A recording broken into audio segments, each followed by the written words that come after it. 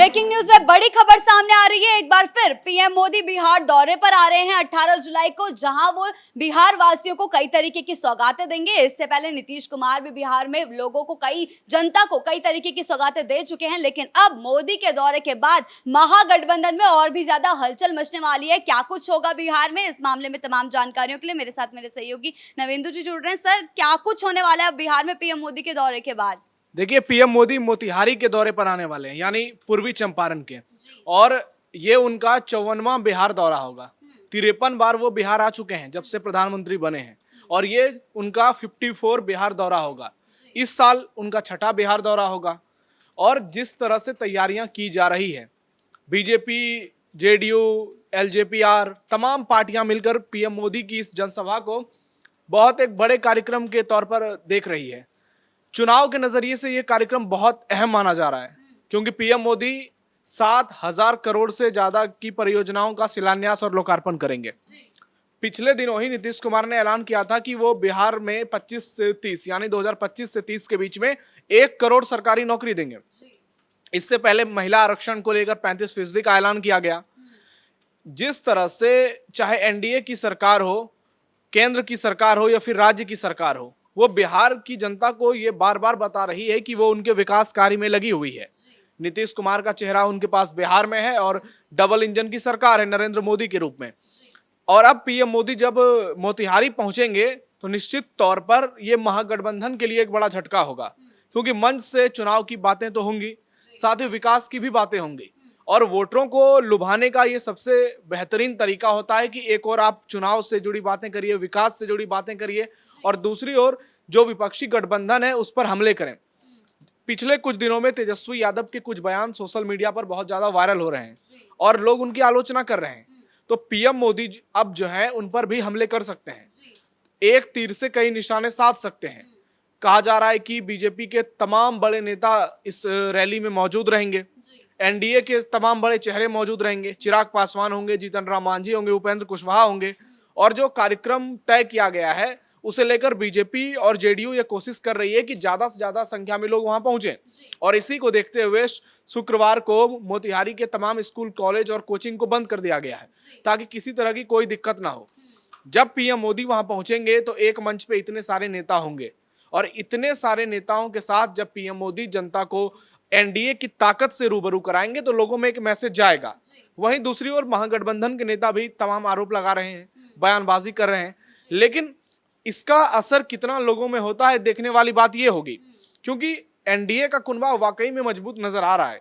उनके पास दलित नेता भी हैं, ओबीसी नेता भी हैं, ईबीसी नेता भी हैं, और जिस तरह से पार्टी के नेता सक्रिय हो चुके हैं इस रैली को सफल बनाने के लिए, प्रदेश अध्यक्ष दिलीप जायसवाल की बात करें, जेडीयू के नेता संजय झा जो राष्ट्रीय अध्यक्ष हैं उनके, और ललन सिंह केंद्रीय मंत्री हैं, ये तमाम नेता जो हैं लगातार मोतिहारी का दौरा कर रहे हैं और कार्यक्रम स्थल का भी जायजा ले रहे हैं।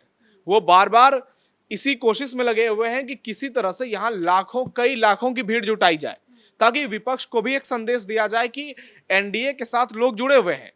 क्योंकि तेजस्वी यादव पिछले दिनों जब वक्फ कानून के खिलाफ गांधी मैदान में रैली के दौरान वहां पहुंचे थे, तो एक मैसेज गया लोगों में कि तेजस्वी यादव जो है अभी भी एमवाई समीकरण से बाहर नहीं निकल पा रहे हैं। दूसरी ओर पीएम मोदी से लेकर नीतीश कुमार हो या एनडीए के नेता हो, वो सबका साथ सबका विकास की बात कर रहे हैं। ये रैली बहुत ज्यादा इंपॉर्टेंट होने वाली है। पिछले दिनों जब पीएम मोदी सिवान आए थे तो वहां से भी उन्होंने कैसे भीमराव अंबेडकर को लेकर लालू यादव पर निशाना साधा था, वो भी चर्चा का केंद्र बना रहा था। और लालू परिवार में तो पहले से ही कलह चल रही है।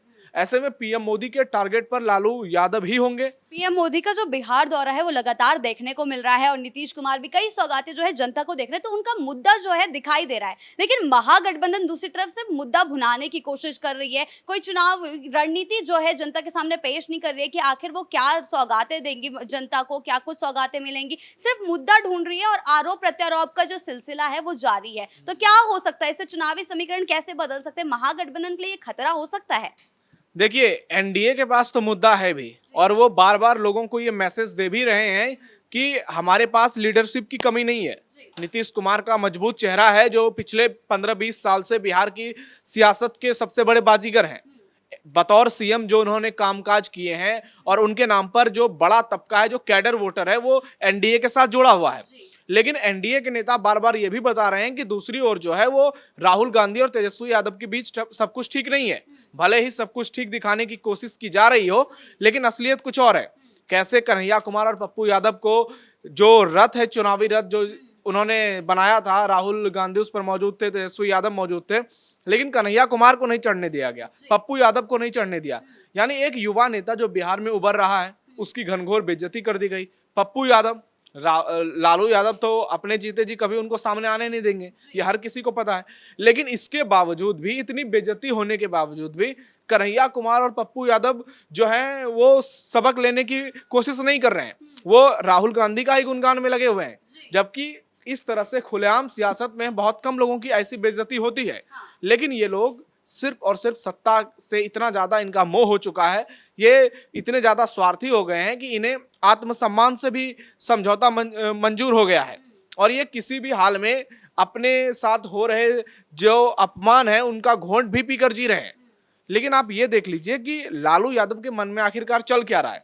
ना वो राहुल गांधी की सुनने वाले हैं, ना वो पप्पू यादव की सुनने वाले हैं। उनका साफ साफ मानना है कि तेजस्वी यादव ही सीएम होंगे अगर महागठबंधन चुनाव जीतता है तो। उसके अलावा जो डिप्टी सीएम को लेकर के नाम है वो मुकेश सहनी का आ रहा है, वो खुद ही इस बात का दावा कर रहे हैं। तो लोगों में ये मैसेज जा रहा है कि महागठबंधन के खेमे में जो है अभी से ही लड़ाई चल रही है, और चुनाव के बाद जब परिणाम आएंगे, बाई चांस अगर उनके हक में परिणाम आते हैं तो वहां पे और भी ज्यादा झगड़ा देखने को मिलेगा। और बात रही मुद्दे की, तो तेजस्वी यादव ने अभी तक किसी भी रैली में या किसी भी इंटरव्यू में खुलकर नहीं बताया कि उनका विजन क्या है। उन लोग ये समझ ही नहीं पा रहे हैं आखिरकार वो करेंगे क्या। नीतीश कुमार यही मास्टर स्ट्रोक बार बार चल रहे हैं।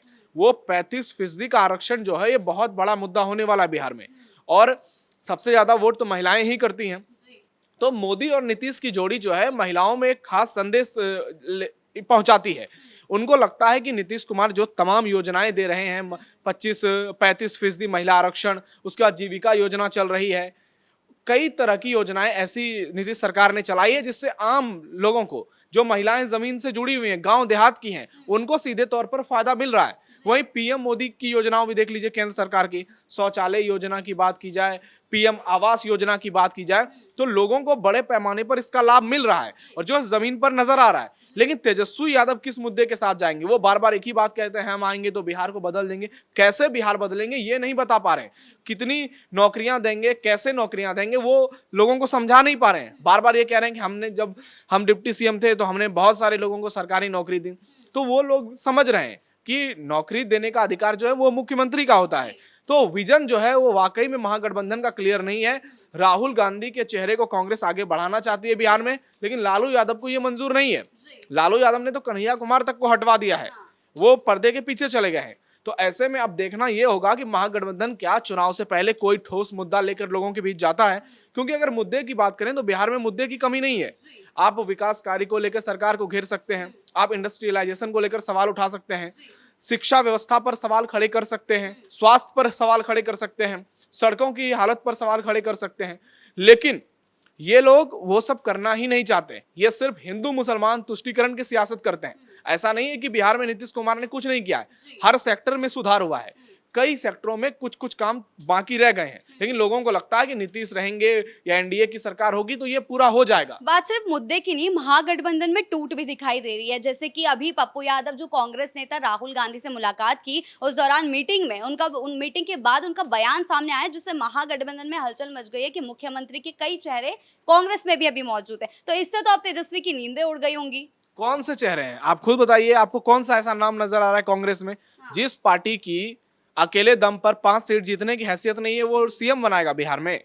और कांग्रेस का जनाधार कहाँ है? किस जिले में आपको नजर आ रहा है कि कांग्रेस अकेले चुनाव लड़ेगी तो 5 सीट जीत लेगी? मोतिहारी पीएम मोदी आ रहे हैं, 12 सीटें बहुत इंपॉर्टेंट है। अगर कांग्रेस को हिम्मत है तो वो अकेले लड़के दिखा दे कहीं भी पूरे बिहार में। तो ये बेफिजूल की बातें हैं, ये फालतू बातें हैं कि जिस पार्टी को 5% वोट नहीं मिल पा रहा है बिहार में, वो अपना सीएम बनाएगी। किस हैसियत से वो सीएम बनाएंगे? और प्रशांत किशोर ने बहुत सही बात कही है कि जितनी सीट लालू यादव भीख में देंगे उतनी सीटों पर कांग्रेस को चुनाव लड़ना पड़ेगा, क्योंकि मुसलमान जो हैं वो आरजेडी के साथ ही जाएंगे, यादव जो हैं वो आरजेडी के साथ जाएंगे, कुछ उसका तबका बीजेपी के साथ जाएगा।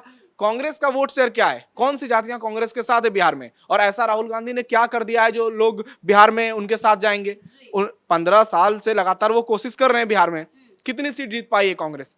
70 सीटों में लड़ी, 19 सीटों पर जीत दर्ज की आरजेडी की मेहरबानी से। वो भी जब महागठबंधन का वोट एकजुट हुआ, उसमें लेफ्ट पार्टियां भी शामिल हैं। तो कांग्रेस का अपने स्तर पर कोई जनाधार नहीं है, ये सिर्फ लोगों को बेवकूफ बना रहे हैं और ये सिर्फ दबाव बनाते हैं ताकि सीट शेयरिंग में जो है इनको पिछली बार की तरह भी लालू यादव 60-70 सीटें दे दें, जबकि इस बार ऐसा होने वाला नहीं है। कांग्रेस को 40 से ज्यादा सीटें नहीं मिलने वाली है किसी भी हाल में।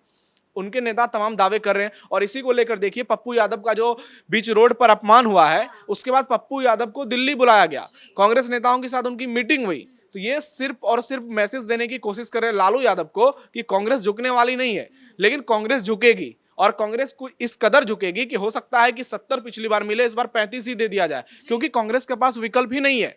वो बार बार आरजेडी की बराबरी करने की कोशिश कर रही है, वो संभव ही नहीं है। और राहुल गांधी का ना बिहार में कोई जनाधार है, ना उनकी लोकप्रियता है।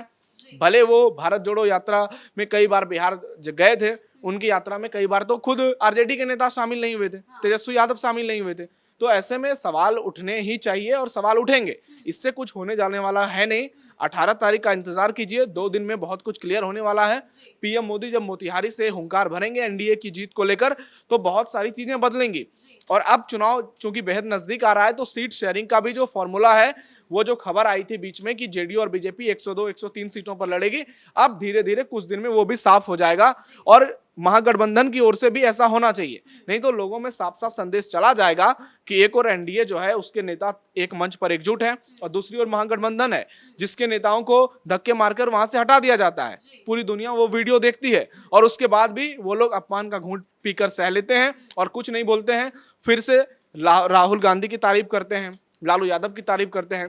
तो पीएम मोदी का ये जो 54वां बिहार दौरा है, ये एनडीए के लिए कई मायनों में अहम होने वाला है, बिहार के लिए कई मायनों में अहम होने वाला है, क्योंकि बिहार को 7,000 करोड़ से ज्यादा की परियोजनाओं का लोकार्पण और शिलान्यास पीएम मोदी करेंगे। तो आम लोगों को बहुत ज्यादा लाभ इससे मिलने वाला है। बहुत बहुत शुक्रिया आपका इन तमाम जानकारियों के लिए। तो जैसा कि पीएम मोदी का बिहार दौरा होने वाला है, मोतिहारी में पीएम मोदी हुंकार बनेंगे मोतिहारी से और वहां पे जाकर शिलान्यास और कई चीजों का लोकार्पण करेंगे, जिससे देखने वाली बात होगी कि महागठबंधन में अब कौन सी हलचल मचती है, क्योंकि महागठबंधन के पास कोई विजन तो जो है दिखाई दे नहीं रहा है, लेकिन मुद्दा भुनाने की कोशिश सिर्फ वो कर रहा है। तो आगे चलकर अब पीएम मोदी के दौरे के बाद वहां क्या हलचल मचती है, इस पर हमारी नजरें जो है बनी रहेगी। ब्रेकिंग न्यूज में फिलहाल इतना ही। कैमरा पर्सन कुणाल के साथ मैं शिवानी रतूड़ी, कैपिटल टीवी बिहार।